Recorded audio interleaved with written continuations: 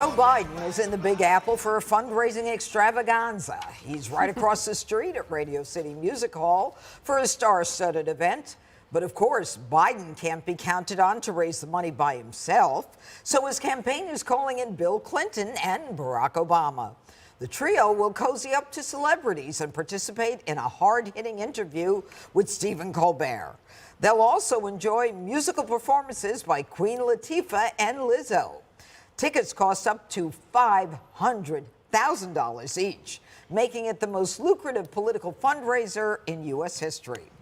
Obama's major show of support coming after reports that he's been frantically calling Biden's staff, fearing a Trump rematch. An aide telling The Times Obama has always worried about a Biden loss and that Obama is prepared to, quote, eke it out alongside Biden on the campaign trail. All right, Jesse, I'll start with you. You got the Three Stooges, Bubba, Barry, and Clueless Joe. They have to come in to raise money because Clueless Joe can't do it himself, can he? I'm not going to knock a politician for raising money, but Joe needs help, and these two are there to save the campaign. He is the establishment candidate. You're going to have a lot of corporate people donating a lot of money. He's not very smart. You can tell Joe Biden what to do. He opens the borders for the cheap later, and he keeps the national security state paid. But Donald Trump is just pivoting off of this primary, so there's going to be a little low fundraising flow now, but it'll ramp back up. They have a big event next week, so that's going to be fine. But it does help when you have $3.5 billion coming in out of the middle of nowhere. So I'm not worried, and he has tons of earned media. But what I am concerned about is where the Republicans invest the money, Judge. Yeah. They now have, 6 weeks of voting in some of these states? So the Democrats are going to be out there harvesting, going to nursing homes and high-rises and tenements and just gobbling up all of these mail-in ballots. And that's the game now. It's not about persuasion. It's about mobilization. So the Republicans need to get in early, figure it out, and execute, because we know how important early voting is now. You know, Dana, it's interesting, Obama jumping in, to make sure that Biden, gets the money that he needs in spite of the tension between the two campaigns, in spite of the fact that, Biden was saying as recently as a couple weeks ago that Obama's jealous and all that stuff. Is Obama jumping in more about getting Biden elected or about defeating Trump? Defeating Trump and also trying to resurrect his own legacy, because President Trump really dismantled a lot of things, not everything, but a lot of things during his first 4 years. President Obama doesn't want that to happen, and I think he does take this personally. And I also think that he thinks that it's his responsibility to try to help, because Joe is not doing as well as he needs to do. I think that you'll always see this, right? The Democrats have New York and Hollywood entertainment that will come and do this for them. At Trump's events, Trump is the entertainment. You don't have to rely on that, so that people actually show up to see him. Tonight, they're coming to see Obama, maybe some of the others, Lizzo and entertainment, but Obama, to me, is still the draw for the Democrats. I imagine that even if Joe said, tell you what, let's go to Long Island and visit the Diller family instead, his staff would be like, can we stay behind and see Obama, because we really miss him. I also understand this, that Biden really wants to have a great fundraising quarter in that first quarter. And his FEC, the Federal Election Campaign Report, it's due soon, and he's going to get a big number. It will be bigger than Trump's, and he will get all of the headlines that come with it. And it will probably come along with a Bloomberg poll that says, oh, wow, look, Biden's doing really great.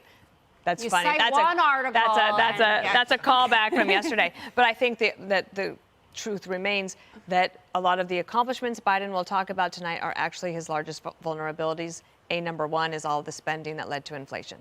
Well, speaking of those accomplishments, Jessica, a recent poll showed that Joe Biden, in his most popular number, is for doing nothing, 38%. For the economy and inflation, 19%. Not being Trump, 6%. Student debt, 6%. Infrastructure, 6%. And nothing is 38%. That's pretty good. Got work to do. Good thing that we have 8 months and able to get it done. And he's been out crisscrossing the country talking about what he has done. I'm not going to pretend that everything is calm and beautiful, and I think if the election was held today, that it would be a landslide. This is a dead heat race, and it's going to be a dead heat race on November 5th as well. I mean, these elections are decided by tens of thousands of people in a few key states, and that's it. But the idea that Joe Biden is struggling to raise money is ludicrous. The man had a $10 million haul in the 24 hours after the State of the Union. He had the largest fundraising month on record in February. The RNC is in complete tatters. The DNC is cruising. And anyone in their right mind would give almost anything to be able to raise $25 million in one night. And it's custom for previous presidents to campaign with the new presidents of their own party. No one made fun of Barack Obama when he said, Bill Clinton is my explainer in chief. I can't connect with people in kind of a folksy way, so I need Bill Clinton to come with me and to explain my policies this way. And then Obama, obviously, he campaigned for Hillary Clinton, who didn't win the race, but for Joe Biden, and Bill Clinton was out there for him too. This is what you do, and there is a common enemy, and the enemy is whoever is at the top of the Republican ticket, and that is a shared mission. But you know, Donald Trump will get his money out of the SPAC for sure, but you have this contrast of someone who is selling out events like this, which, by the way, has tickets that go for $200. It's not all $500,000. And Donald Trump is on, you know, doing ads hawking $60 Bibles. He's siphoning off donor money to pay for his legal fees. It's a pretty stark contrast of what's going on here. And that, again, to return to where I started, that doesn't mean that Joe Biden is definitely going to win this race. Well, but you look at the money, and you arrested him. He does need to pay lawyers. Yep. We didn't arrest him. Yeah, you did. No, yes, you did. We did. Okay. Well, you said Greg. his mugshot is the most powerful, positive piece of campaign. Greg, do you think that the people are more impressed with the money that Jessica's talking about they're raising, or more impressed with the president who goes to honor and respect a fallen police officer? I look at the fundraiser, and it reminds me of Live Aid, right? Except instead of trying to save a starving nation, they're trying to save a starving presidency.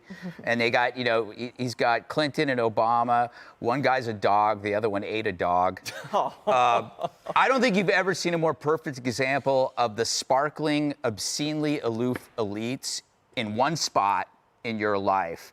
These people are so far removed from the price of things at a supermarket or what it's like to ride a subway. They're a collection of overrated elites who have actually done really well dividing this country as they jet from Davos to Aspen and Aspen to Davos. So you see, and Jessica's laid out it in a stark contrast. It's, as she said, look at the money.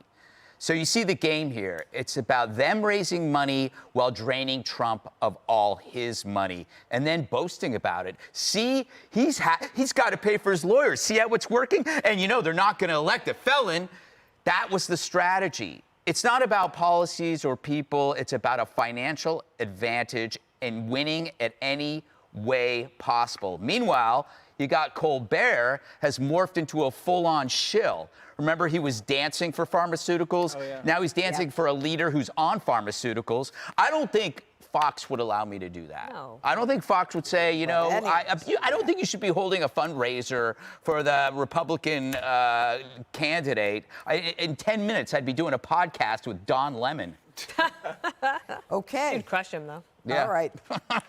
Click here to subscribe to the Fox News YouTube page to catch our hottest interviews and most compelling analysis.